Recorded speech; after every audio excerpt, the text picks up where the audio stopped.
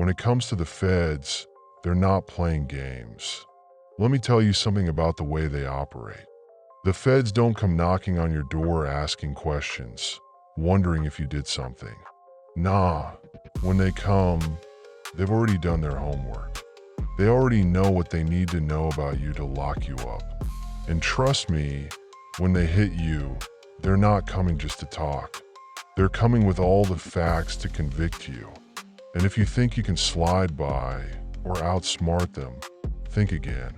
They come with new evidence that you didn't even know they had. Now, this brings us to the situation with Lil Durk. As of today, December 12th, 2024, Durk was in court for a detention hearing regarding a previous case connected to a shooting incident involving Lul Pab, who was linked to Quando Rondo. The incident involved the targeting of Quando Rondo, but instead, Lul Pab was killed. Initially, Durk was accused of involvement in that case, and today, things have escalated. But that's not all. Now, the feds are coming at Lil Durk with a completely new accusation, a murder from 2022. This murder involves Stefan Mack, a man who was allegedly the leader of a Chicago faction of the Gangster Disciples, known as Smashville. Durk is being accused of being behind Mack's killing, which occurred shortly after Mack left the Youth Peace Center in Roseland. The new evidence the feds have gathered is undeniable, and it's starting to make sense. Let's break down the latest developments. According to reports, two Chicago men, Anthony Montgomery Wilson, 24, and Preston Powell, 23, were indicted for the murder of Stefan Mack. They're charged with conspiracy to commit murder, along with additional firearm-related charges. On January 27, 2022, Mack was shot and killed when two gunmen emerged from a vehicle as Mack exited the Peace Center. A security guard was also injured but survived. These men are currently facing the full weight of the law, with Montgomery Wilson in custody and awaiting further hearings. The feds have tied Durk to the shooting of Stefan Mack, claiming he was behind the plot to have Mack killed. This killing, according to the FBI, was part of a broader revenge plot stemming from the 2020 murder of Durk's brother, D Thang. The investigation has uncovered new information, including claims that Durk was involved in a conspiracy across county lines. This isn't just a case of someone on the streets getting caught in a crime. It's a full-fledged federal case, and the feds don't mess around. Now, the interesting part is how the feds are using music and social media to tie these allegations together. Durk's lyrics and Instagram posts, which have often referenced past events, seem to be coming under scrutiny. It's not just the actions that are being investigated, but the things Durk and his associates have said online. This is where things get tricky. In the past, the feds have used these posts as evidence to further their case. These aren't just words on a track. These could be considered confessions in the eyes of the law. When it comes to high-profile cases like this one, the topic of snitching inevitably comes up. In the street world, loyalty is everything. So when someone flips and decides to cooperate with the authorities, it sends shockwaves through the entire operation. The question on everyone's mind is, who's talking? In this case, there are significant rumors circulating that two Chicago men, Anthony Montgomery Wilson and Preston Powell, who were charged with the murder of Stefan Mack, might be cooperating with the feds. Now, let's make one thing clear. There's no confirmed statement or public acknowledgement that these men have flipped. But here's the thing. The feds don't need a whole lot to start piecing together their case. If they've got someone willing to turn on Durk, it's game over. The way the feds work, once they get an informant, they hold that leverage over them, and it becomes a waiting game. Those informants become the key pieces to unlocking the entire investigation.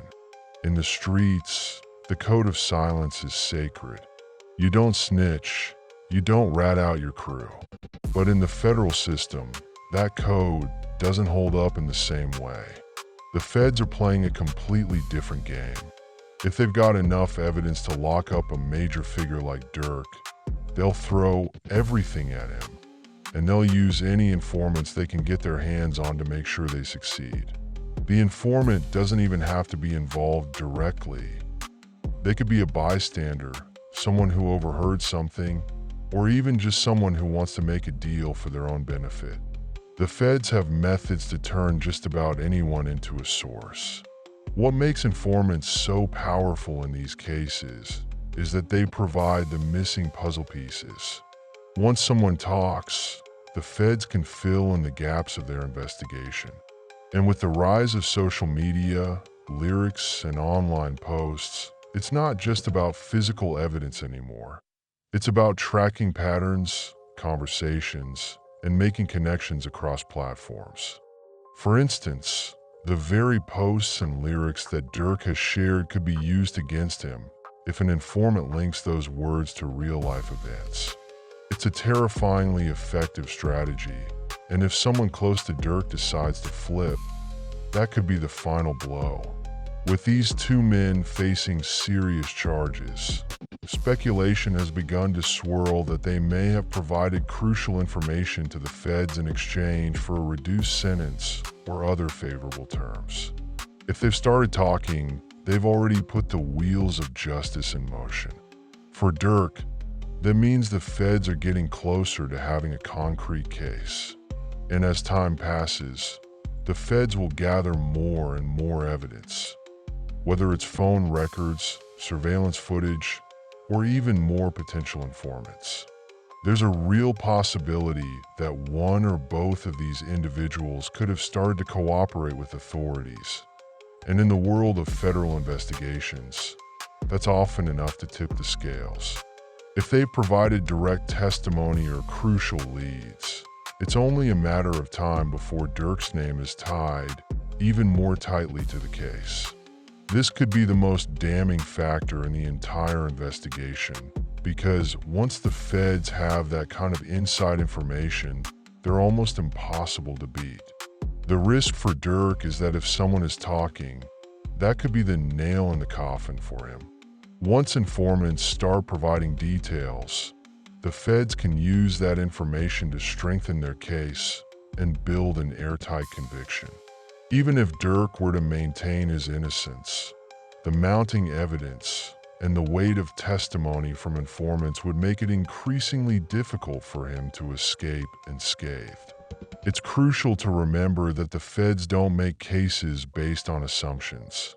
If they're pulling the trigger and charging Durk, they've likely already lined up everything they need to prove their case. And that may very well include information from those who've decided to turn their backs on him. If Durk's name gets connected directly to the crime through informant testimony, it could be enough to convince a jury. Ultimately, the cold reality in situations like this is that snitching is a powerful tool for the feds. The street code might preach loyalty, but when faced with years behind bars, many people will start thinking about their own survival. And if you've been involved in something shady, the feds will leverage your fear, your secrets, and your desperation to build a case. The possibility of someone talking, especially if they have insider knowledge of what Durk was doing, is a dangerous threat that looms over his entire defense. As the case unfolds, it's likely that more details will emerge, and whether or not Durk has an informant in his circle will become clearer. But one thing is for sure, the feds aren't playing by the same rules, and if they've got an informant who's willing to spill everything, it could change the entire course of this investigation. That concludes today's video. If you enjoyed it, be sure to hit the subscribe button and turn on notifications so you're alerted whenever a new video drops. It's completely free and helps out the channel tremendously. Thanks for watching. and I'll see you in the next one.